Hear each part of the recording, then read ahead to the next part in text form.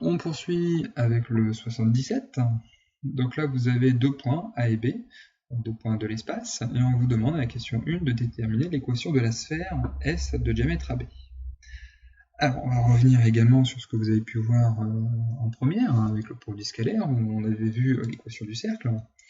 Donc il y a plusieurs façons d'utiliser les propriétés que vous avez vues sur le cercle pour pouvoir déterminer une équation. Donc la première, la plus simple, il suffit de trouver le centre et un rayon.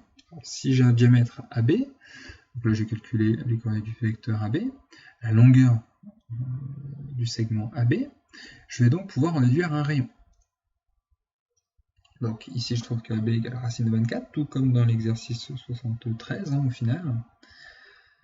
Et donc le rayon c'est la moitié. Donc racine carrée de 24, le tout sur 2.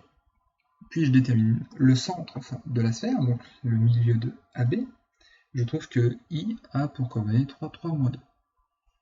Et donc, pour obtenir l'équation de la sphère, ça correspond à l'ensemble des points M de coordonnées x, y, z, tels que IM est égal à R. Mais le problème, c'est que j'ai une racine, et pour des équations cartésiennes, c'est pas terrible. Donc je vais tout mettre au carré.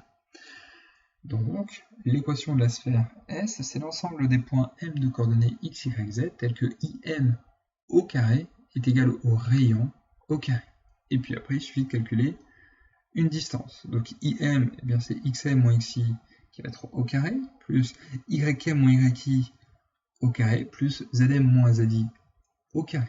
Donc là, ça fait exactement ça. X moins 3 au carré, plus Y moins 3 au carré, plus Z moins 2, ou Z plus 2 au carré, égal à ce nombre-là au carré. Donc le numérateur au carré, ce qui fait 24, le dénominateur, ce qui fait 4, et ceci vaut 6. Donc ça, c'est l'équation de la sphère. Ça, c'est une première façon de faire.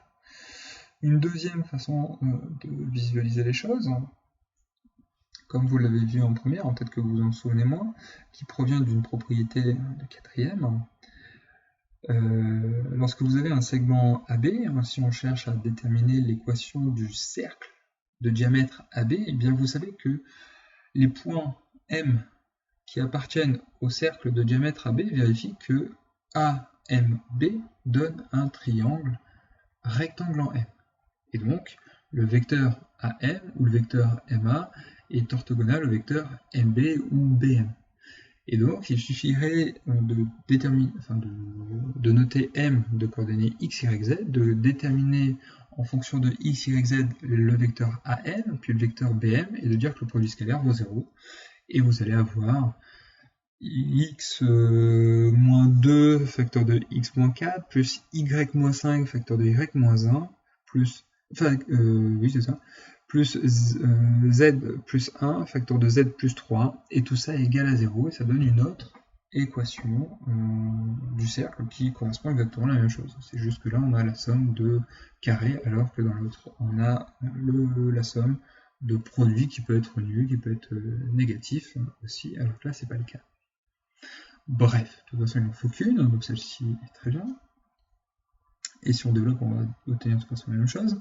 Et dernière question de cet exercice, on vous demande de déterminer l'équation du plan tangent à S au point A. Bah déjà il passe par A. Et après il faut se souvenir de ce que ça fait vis-à-vis du cercle. Si je prends la tangente à un cercle au point A, et bien je sais que A le centre, donc si j'appelle I le centre du cercle, et bien AI est en fait perpendiculaire à la tangente. Donc ici c'est AI, mais c'est pareil avec AB. AB va être un vecteur normal du plan, et le plan va passer par A, puisque c'est tangent en A. Donc si AB est normal, eh bien j'ai AB, 2 moins 4 moins 2, 2 moins 4 moins 2, et ici plus D. Et puis après, j'utilise les coordonnées du point A pour déterminer une relation avec D, et j'obtiens D égale à 14. Donc voici l'équation du plan tangent. Et également, je peux diviser par 2, ce qui conclut l'exercice.